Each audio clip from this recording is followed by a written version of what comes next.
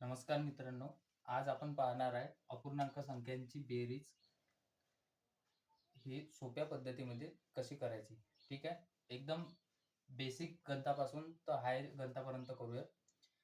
आणि अपूर्णांक संख्यांची बेरीज करणं म्हणजेच एक बॉडमास असं चॅप्टर आहे की जे ह्या सगळ्या अपूर्णांकांची बेरीज, अपूर्णांकाची वजाबाकी, अपूर्णांकाचा गुणाकार आणि अपूर्णांकांचा भागाकार ह्या बेसिक गोष्टी जेव्हा आपण शिकतो आणि ह्या सगळ्या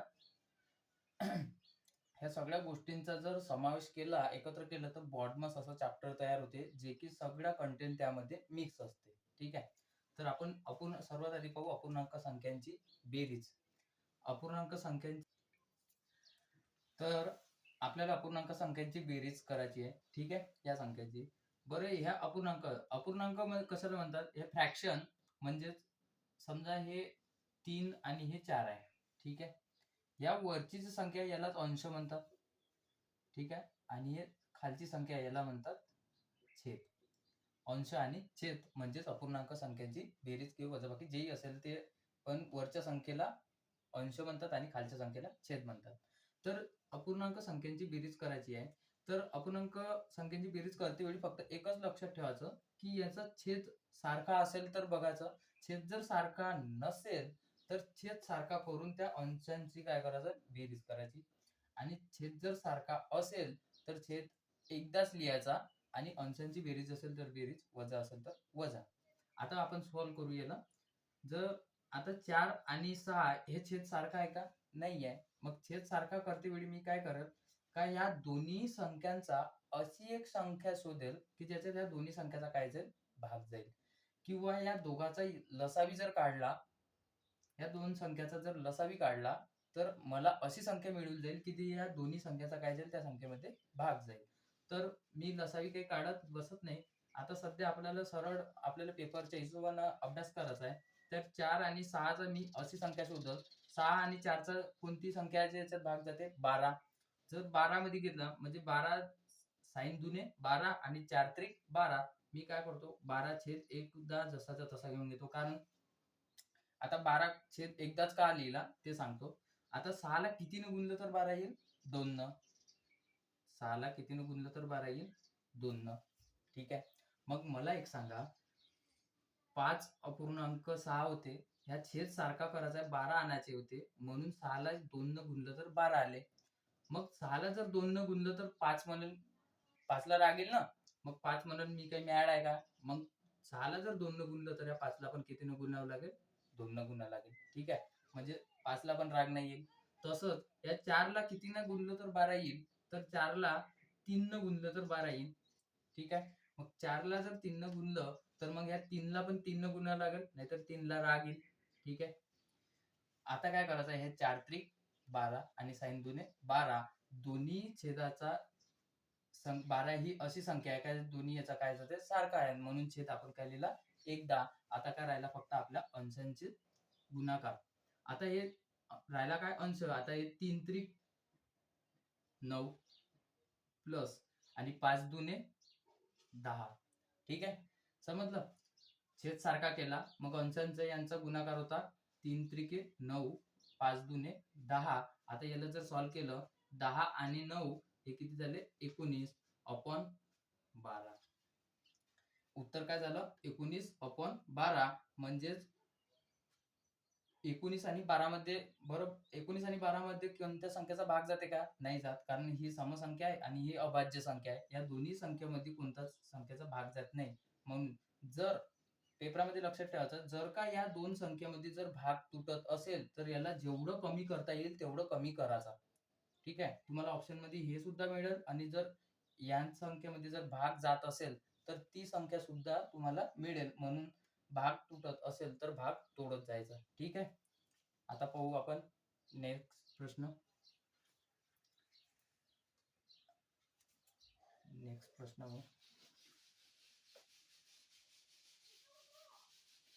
नेक्स्ट प्रश्न घेतो मी. 7 भागीला हे अपॉन 8 प्लस 8 अपॉन 9. ठीक आहे. 7 अपूर्णांक 8 आणि 8 अपूर्णांक 9. आता छेद सारखा आहे का? नाही आहे. याला काय करायचं आपल्याला? आधी छेद सारखा करायचा आहे. छेद सारखा आपण दोन पद्धतीने करू शकतो. एक तर त्याचा क्रॉस मल्टिप्लिकेशन, म्हणजे क्रॉस मल्टिप्लिकेशन कसे होईल? या 9 न 7 ला गुणा लागेल एकदा, 9 गुणिला 7. एकदा 8 ने या 8 ला गुणा लागेल, म्हणजे प्लस 8 गुणिला 8. आणि अपॉन मध्ये काय लागेल? छेदातला छेदामध्ये गुणाकार करावा लागेल, म्हणजे 9 8 72. आपण ही सुद्धा पद्धत करू शकतो. आणि दुसरी पद्धत जे याच्या अगोदर मी सांगितली, लसावी मसावी मतलब याचा छेद सारखा करून, तर पेपर पण माझ्या मते हे छेद सारखा करूनच करायचा, कारण सोपं जाते आणि लवकरात लवकर समजून येते. ठीक आहे, तर छेद सारखा करतो मी. आता 9 आणि 8 मध्ये काय करायचं? जर आपल्याला माहित नाही आहे, समजून चाला का एक सोपी संख्या नाही माहित आहे का या दोन संख्येचा कोणत्या संख्येमध्ये भाग चाललाय, तर मी काय करत, या दोन संख्येचा गुणाकार करून टाकेल डायरेक्ट. ठीक आहे, 9 गुणिला 8 जर केले किती होते? 9 8 72. म्हणजे मला माहित होऊन जाईल का बाबा 72 ही अशी संख्या आहे का ज्या दोन्ही संख्याचा भाग जाते. मी लिहिली 72. ठीक आहे, 72 जर लिहिली, तर 8 ला कितीनं गुणलं तर 72 येईल? तर 8 9 72. मग 8 ला जर 9 न गुणलं तर या 7 ला राग येईल, म्हणून या 7 ला पण कितीनं गुणलं? 9 न गुणलं. ठीक आहे, लक्षात ठेवायचं, ज्या छेद सारखा करते वेळी ज्या संख्येले एखाद्या संख्येने जर गुणलं छेदाला, तर त्याच संख्येला अंशाने सुद्धा गुणायचं असते. ठीक आहे, तसंच ह्या 9 न जर 72 ला भागितलं तर किती येईल? 8. मग 9 ला जर 8 न, कारण 9 8 72, 9 ला जर 8 न गुणलं तर ह्या 8 ला सुद्धा कितीनं गुणावं लागेल? 8 न. ठीक आहे, आता काय करायचं? छेद भेटला आपल्याला 9 8 72, 9 8 72. छेद सारखा झाला म्हणून एकदा लिहिला. आता काय करायचं? अंशांची 9 7 63 प्लस 8 8 64. आता करायची यांची बेरीज. 63 प्लस 64 म्हणजे किती होते? 4 आणि 3 7 आणि 6 आणि 6 12 अपॉन किती? 72. आता या 127 आणि 72 मध्ये कोणत्या संख्येचा भाग जाते का? नाही जात, कारण 127 मध्ये कोणती आहे? 3 चा जर याच्यामध्ये जाते 72 मध्ये, पण यामध्ये जात नाही 127 मध्ये. बरं 4 चा यामध्ये जाते, यामध्ये नाही जात, म्हणून नाही जात, म्हणून हे जसंच्या तसं आन्सर आपलं. ठीक आहे, समजलं? आता पाहू आपण पुढला प्रश्न.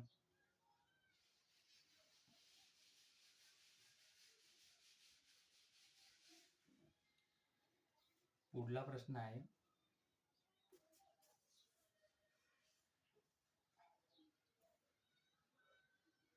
11/5 प्लस 13/15. ठीक आहे, 11/5 प्लस 13/15 या संख्येचा काय करायचं आहे आपल्याला? बेरीज करायची आहे. आता मी काय करल, इथे 15 आहे, इथे 5 आहे, लसावी काढण्याची काही गरज आहे का? किंवा संख्या शोधण्याची काही गरज आहे का? नाही आहे, कारण आपल्याला माहित आहे 15चा 15 मध्ये भाग जाते आणि 5चा पण 15 मध्ये भाग जाते. तर मी काय करेल, ह्या 5 लाच 15 पर्यंत घेऊन जाईल ना. ह्या 5 ला 15 पर्यंत जाईल ना. 5 ला कितीनं गुणलं तर 15 येईल? म्हणजे 3 न. जर मी 15 जसेचे तसे लिहून घेतले, ह्या 5 ला कितीनं गुणलं तर 15 येईल? इथं 15 आहे, मला इथं 15 करायचं आहे, तर 5 ला कितीनं गुणावं लागेल? 3 न. मग 5 ला जर 3 न गुणलं तर अंशाला सुद्धा 3 न गुणावं लागेल. ठीक आहे, गुणलं. आता हे 15 आपल्याला मिळाली जसे तसे. आता अंशाचा गुणाकार करा. 11 त्रिक 33 प्लस, आणि हे 13 जसेचे तसे, कारण इथं ऑलरेडी 15 आहे ना छेदामध्ये. हा, आता 33 प्लस 13 केले तर 3 आणि 3 6 आणि 3 आणि 1 4 अपॉन किती? 15. ठीक आहे, आता यामध्ये भाग जाते का? नाही जात, मग हे झालं आपलं आन्सर. ठीक आहे, पुढचा प्रश्न पाहू आपण अजून.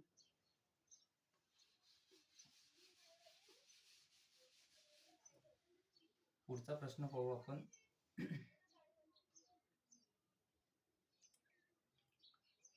पुढचा प्रश्न 17/11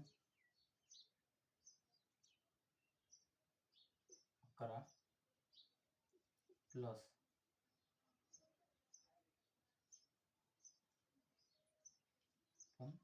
5/11. ठीक आहे, आता काय करायचं? छेदामध्ये इथे किती आहे? 11 आहे. इथे किती आहे? 11 आहे. आता छेद सारखा करायची गरज आहे का? नाही आहे. छेद सारखा आहे याचा अर्थ आपल्याला सोपंच मिळालं. छेद जर सारखा आहे तर मी काय करेल, एकदा लिहेल जसाचा तसा आणि अपूर्णांक म्हणजे अंशांची काय करत, बेरीज असेल तर बेरीज करायची, वजा असेल तर वजा करायची. इथं काय आहे आपण बेरीज. 17 प्लस 5 म्हणजे 17 ने जर 5 प्लस केले तर किती होते? 17 5 22 आणि अपॉन मध्ये 11. आता 22 मध्ये 11चा भाग जाते का? हो जाते. कितीचा जाते? 11 आणि 2 22 म्हणजे 2. हे काय झालं आपलं आन्सर. छेदामध्ये एक लिहिला काय आणि नाही लिहिला काय काही फरक पडतो का? नाही पडत. ठीक आहे. ते हे झालं आपला आन्सर. ह्यात छेद सारखा आहे म्हणून आपण काय केलं, छेद एकदा लिहिला आणि अपूर्णांकाची काय केली, बेरीज केली. बेरीज केल्यानंतर आपल्याला 22/11 भेटलं. 11चा 22 मध्ये भाग जाते म्हणून 11 एके 11 आणि 11 आणि 2 22. ठीक आहे. आता पाहू आपण पुढला प्रश्न. 2/4 प्लस 5/8 प्लस 7/16. ठीक आहे. प्रश्न आहे 2/4 प्लस 5/8 प्लस 7/16. याला सॉल्व्ह करायचं आहे. मी काय करेल, इथे किती छेदात 4, इथे किती आहे 8, इथे किती आहे 16. या 4चा 8चा आणि 16चा या तिघाचा जर संख्या पकडली तर 16 अशी संख्या मिळेल, ज्यामध्ये तिन्ही संख्याचा काय जाईल, भाग जाईल. कोणत्या संख्येत 16 मध्ये जाईल, तर 16 काय करतो मी, छेद सारखा करण्यासाठी 16 लिहून घेतो, कारण या तिन्ही संख्या या छेदातल्या तिन्ही संख्याचा 16 मध्ये भाग जाते ना. ठीक आहे. तर 4 ला कितीनं गुणलं तर 16 येईल, तर 4 चोके 16. मी काय करेल, 4 ला 4 न गुणेल. मग 4 ला जर 4 न गुणलं तर या 2 ला रागेल, म्हणजे 2 ला पण कितीनं गुणलं लागेल, 4 न. तसंच ह्या 8 ला कितीनं गुणलं तर 16 येईल, म्हणजे 2 न, कारण 8 दुने 16. 8 ला जर 2 न गुणलं तर या 5 ला सुद्धा कितीनं गुणायला लागेल, 2 न. ठीक आहे. तसंच ह्या 16 ला कितीनं गुणलं तर 16 तर ऑलरेडीच आहे ना, याला 1 न गुणलं काय आणि नाही गुणलं काय काही फरक पडतो का? नाही पडत. म्हणजे 16च आहे. आता काय करायचं, अंशांचे हे 4 दुनी किती झाले 8 प्लस 5 दुने 10 प्लस आणि हे 7 एक 7. ठीक आहे. अंशांची बेरीज केली आपण तर 8 आणि 7 15, 15 आणि 10 25 अपॉन मध्ये किती 16. आता 25 आणि 16 मध्ये भाग जाते का? नाही जात. मग हे काय झालं आपलं आन्सर, 25/16. ठीक आहे. पुढला प्रश्न पाहू.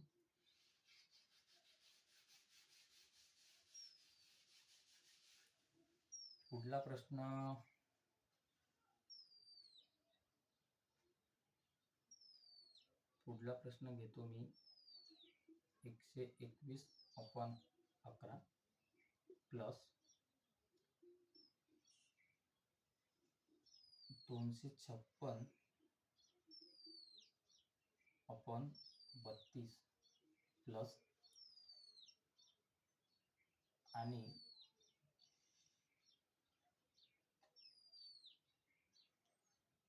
289/17. ठीक आहे. प्रश्न काय घेतला, 121/11 प्लस 256/32 प्लस 289/17. ठीक आहे. आता 11 छेदामध्ये इथे किती 32 आणि इथे 17. जर ह्या संख्याचा जर लसावी काढण्याचा प्रयत्न केला तर खूप मोठा लसावी जाईल. बरं, या अशी संख्या जरी शोधतो म्हटलं आपण तरी पण या संख्यांचा लसावीच काढायला लागेल, तेव्हा आपल्याला माहित होईल की कोणत्या संख्याचा यामध्ये भाग जातो. तर अशा वेळी काय करायचं मला सांगा. ह्या चिन्ह याला जो म्हणतो अपॉन, अपॉन म्हणजेच काय अर्थ होते, यालाच मी असं पण लिहू शकतो, म्हणजे 121/11. ठीक आहे. यालाच मी काय लिहू शकतो, या चिन्हामध्ये सुद्धा लिहू शकतो, यालाच या चिन्हामध्ये लिहू शकतो आणि यालाच या चिन्हामध्ये सुद्धा लिहू शकतो. ठीक आहे. हे चारही पण चिन्ह काय आहे, एकच आहे. तर मी काय म्हणतो, छेद सारखा केलाच पाहिजे असं नाहीये. आपला एक कॉमन सेन्स खेळायचा आहे का, आपल्याला हे माहित झालं पाहिजे का हे काय जाते एकमेका संख्यांच्या काय असते डिवाइड असते, आपण कट करू शकतो ना. मग मी काय म्हणतो, जर कट होत असेल तर त्याला काय करायचं, कमी करण्याचा प्रयत्न करायचा. मी जर 11ला 121 ने भागलं तर मला काय मिळून जाईल, 11चा हा काय वर्ग आहे. म्हणजे जर मी 11ला जर भागलं तर 11 एक 11 आणि 121 ला भागलं तर किती येते, 11च येते. कारण 11 एक 11, एक वाचला, ह्या एक चिटकला, 11 झाले, 11 एक 11. ठीक आहे, छेदामध्ये राहिला का काही, एकच आहे. प्लस 32चा जर मी 256 मध्ये भाग तोडला तर किती येते, 256 मध्ये जर मी 32चा भाग तोडला तर किती होईल, ह्या 32 मध्ये जर मी 16चा भाग तोडला, 16 दुने 32, आणि 25 मध्ये 16चा भाग तोडला तर किती येते, 16 एक 16. 25 मधून 16 गेले, राहिले किती 9, हे 6 याले चिटकले, झाले किती संख्या 96. आणि 96 ला जर 16 ने भागितलं तर 16 सखे 96. ठीक आहे, आणि इथे किती राहिले ते 2. मग बे एक बे आणि बे आठी 16, म्हणजे मला भेटले किती इथे 8. कोणती संख्या मिळाली, 8. 32 न जर 256 ला भागितलं तर 8. तसंच प्लस 289 भागीला जर 17 केलं तर ह्या 17चा काय, हा वर्ग आहे, 17चा वर्ग आहे ना. बघा 17 एक 17, 28 मधून 17 गेले तर राहिले किती 11, हे 9 याला चिटकले, झाले किती 119, आणि 17 साती 119 झालं गेलं. आता काही छेद सारखा करायची गरज पडली का, नाही पडली. लसाई काढण्याची गरज पडली का, नाही पडली. झालं, सरळ आपला आन्सर आलं 11, 8 आणि 17. बस यांची बेरीज जर केली, 11 आणि 8 19, 19 प्लस 17 किती झाले 36, 36 होईल ना. 8 7 15, 15 आणि 1 6, हे सॉरी 8 7 15, 8 7 15, 15 आणि 1 16 चे 6 चाला 1 1 आणि 1 2 आणि 1 3, हा 36. 36 काय झाला मग आपलं आन्सर. ठीक आहे, क्लिअर आहे, समजलं. बघू आपण पुढचा प्रश्न आता.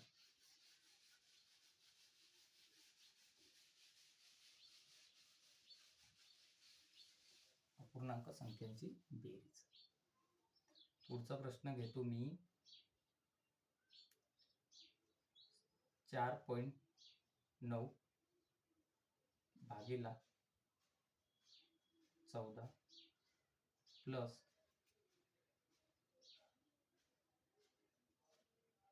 3.6 भागीला 0.6. बरं, या दोनच संख्या घेतो पॉइंट बनल्या सध्याच्या वेळी. ठीक आहे, आता पॉइंट आहे, ठीक आहे, पॉइंट आहे, याला काही घाबरायचं नाही. सर्वात आधी काय करायचं, पॉइंटची बेरीज असो वजा बाकी, पहिला आधी तर काय करायचं, ह्या पॉइंटला नष्ट करून टाकायचं. ठीक आहे, नष्ट कसं करायचं, बरं, हे 4.9 अपॉन 14 प्लस 3.6 अपॉन 0.6. पॉइंट जर नष्ट करायचा आहे तर काय करायचं, पॉइंट नंतर किती घर आहे, एक घर आहे. मग वरती ह्या अंशामध्ये जर पॉइंट नंतर एक घर आहे, तुम्ही खाली काय करतो, खालच्या संख्येवर एक शून्य देऊन देतो, म्हणजे पॉइंट काय झाला, नष्ट झाला, कटला. कळलं काय, पॉइंट नंतर एक घर आहे म्हणून एक शून्य, 2 असते तर 2, 3 असते तर 3 शून्य दिले असते. ठीक आहे, तसंच इथं पॉइंट नंतर किती घर आहे, एक, आणि छेदामध्ये सुद्धा किती घर आहे, एक. मग इथंही शून्य दिला एक आणि इथे शून्य दिला काय, नाही दिला काय, काही फरक पडतो का, या शून्य शून्य काय जाईल, कटच होऊन जाईल, आणि पॉइंट सुद्धा काय होईल जाईल, कट होऊन जाईल. ठीक आहे, कारण पॉइंट नंतर इथं सुद्धा एकच घर होतं आणि पॉइंट नंतर इथं सुद्धा एकच घर होतं. आता आपण याला तोडू. बरं, 6चा भाग 36 मध्ये जाते, 6 एक 6 आणि 6 6 36, किती मिळाले इथं 6/1.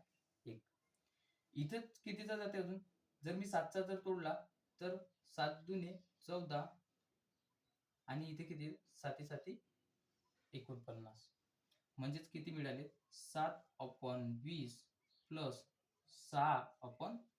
ठीक आहे, आता इथे 20 आहे, इथे 1 आहे, छेद सारखा करू शकतो, 20 आणू शकतो. या 1 ला जर 20 न गुणलं तर सरळ 20 मिळून जाईल. याला जर 20 न मिळालं तर मला छेदामध्ये 20 मिळून जाईल, छेद सारखा होऊन जाईल. 20 न जर 1 ला गुणलं तर इथं पण मला कितीनं गुणावं लागेल? 20 न. 20 लिहिले मी एकदा, छेद सारखा केला म्हणून. हे 7 एक 7 प्लस आणि 20 सक किती होते? 120 प्लस बरोबर 120 प्लस 7 म्हणजे किती? 127 अपॉन 20. आता या संख्येमध्ये कोणत्या संख्येचा भाग जाते का? नाही जात. मग नाही जात तर मग हे काय झालं आपलं आन्सर. ठीक आहे, क्लिअर आहे, समजलं पॉईंटचं. आता आपण पुढला प्रश्न घेऊ.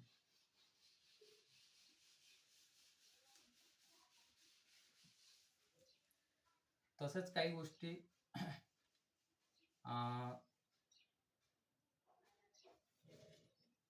156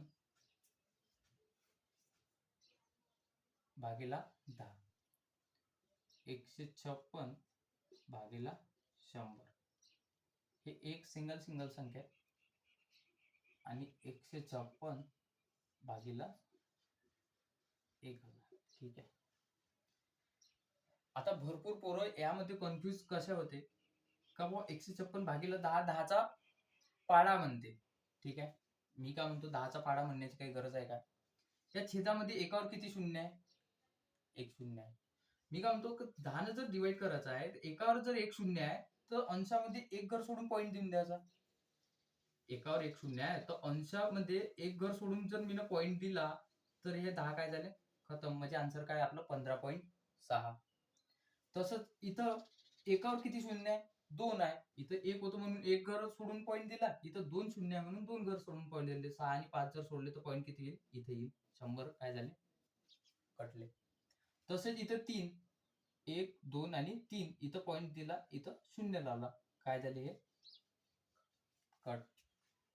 समजलं का? पॉईंटचे जेव्हा 100 10 100 1000 किंवा 1 वर जेवढे शून्य वर असो या खाली असो त्याला जर पॉइंट मध्ये आणायचा या कट करायचा आहे तर जेवढे 1 वर शून्य असेल तेवढे घर सोडून त्याला पॉइंट देऊन द्यायचं. ठीक आहे, क्लिअर आहे, समजलं? पाहू आपण पुढचा प्रश्न. पुढचा प्रश्न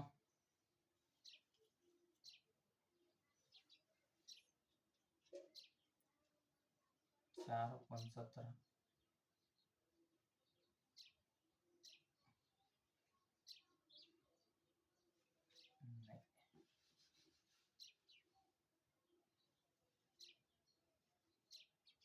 84/1.2 प्लस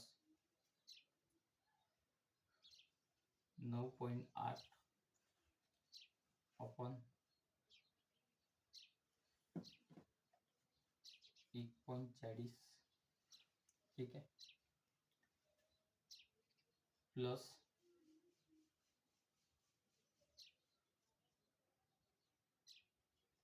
22.5 अपॉन 1.5. क्लिअर आहे, समजलं? प्रश्न चांगला आहे. 84/1.2 प्लस 9.8 अपॉन 1.40 प्लस 22.5 अपॉन 1.5. ठीक आहे, आता या संख्यांचा लसावी काढत बसायचं काय? नाही काढत बसायचं. कारण आणि हा अपूर्णांक संख्यांची बेरीज, वजाबाकी, गुणाकार, भागाकार आणि बॉडमस किंवा शेवटपर्यंत तुम्ही गणित जर शिकत असाल तर तुमच्या कसोटी लक्षात असणं गरजेचं आहे. तुम्हाला कसोटी यायलाच पाहिजे. आणि वर्ग 20 पर्यंत तरी कमीत कमी 20 पर्यंत वर्ग, 20 पर्यंत घन हे पाठांतर पाहिजे आणि 20 पर्यंत पाढे सुद्धा तुमच्या पाठांतर पाहिजे. म्हणजे हे इझिली तुमचा प्रश्न समजून जातील. म्हणजे तुमचा वेळ न जाता तुम्हाला प्रश्न सॉल्व्ह करण्यात काय होईल? मदत होईल. आता सरळ आपण प्रश्न सॉल्व्ह करू. प्रश्नाला जर सॉल्व्ह केलं तर काय होईल? मी काय म्हणतो, पॉईंट नंतर एक घर आहे. ठीक आहे, पॉईंट नंतर जर एक घर आहे, तुम्ही इथे पॉईंट नंतर एक घर आहे तर वरती काय देतो? एक शून्य देऊन देतो. पॉईंट काय झाला? खतम. इथे पॉईंट नंतर किती आहे? 2. इथं पॉईंट नंतर किती आहे? 1. जर पॉईंट नंतर इथे 2 आहे आणि इथे एकच आहे, मला पॉईंट नंतर दोन्ही ठिकाणी अंश आणि छेदामध्ये सारखे अंक पाहिजे.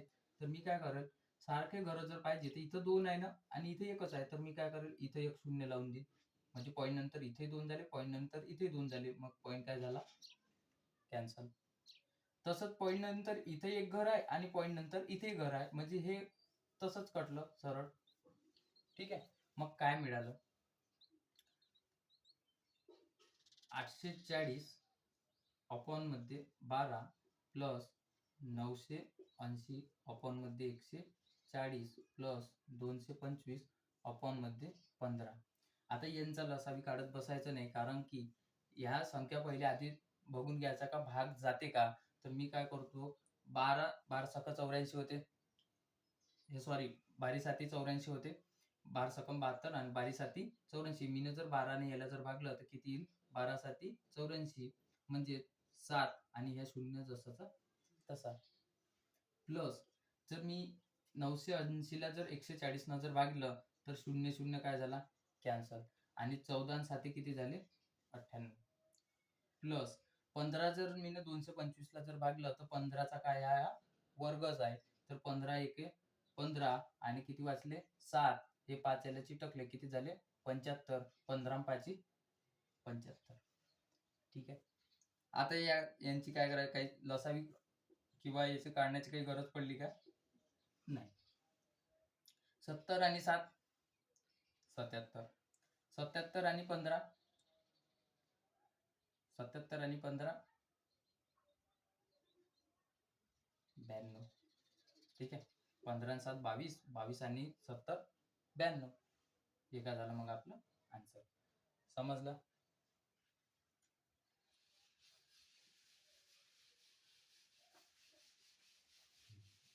आता पाहू आपण पुढला प्रश्न. पुढचा प्रश्न घेऊ.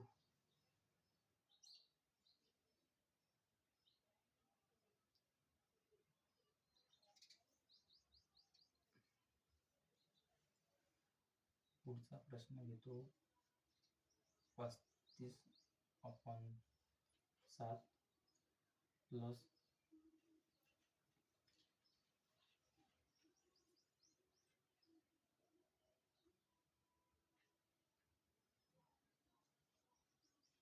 69 अपॉन 23 प्लस 44 अपॉन 22. ठीक आहे. यामध्ये काय होईल, छेद सारखा करायची गरज नाही पडणार, कारण आपलं आधी पहिले शोधून घ्यायचं का या संख्येमध्ये भाग जाते का. तर मी काय करेन, सरळ 7 जर 35 ला भागितलं तर 7 5 35 प्लस 23 ला जर 69 ला जर भागितलं तर 23 गुणीला 3 केले, 23 त्रिक किती होते, 69 प्लस 22 न 44 ला जर भागितलं तर किती होते, 22 दुने 44. बस सरळ 5 आणि 3 8, 8 आणि 2 10. हे काय झालं आपलं आन्सर. काहीच गरज पडली का छेद सारखाही नाही करायचा आणि अशी संख्याही नाही शोधायची की जे छेद सारखा येईल. कारण ह्या संख्येमध्ये जर भाग तुटत आहे तर मी सरळ सोपं करेल प्रश्नाला. आणि जेव्हा तुम्ही यांना कापणं शिकाल ना अंश आणि छेदाला, तर आपोआप गणित हे सोपं होत जाते. जेवढं तुम्ही कापत जाल तेवढं ते गणित सोपं होत जाते. ठीक आहे.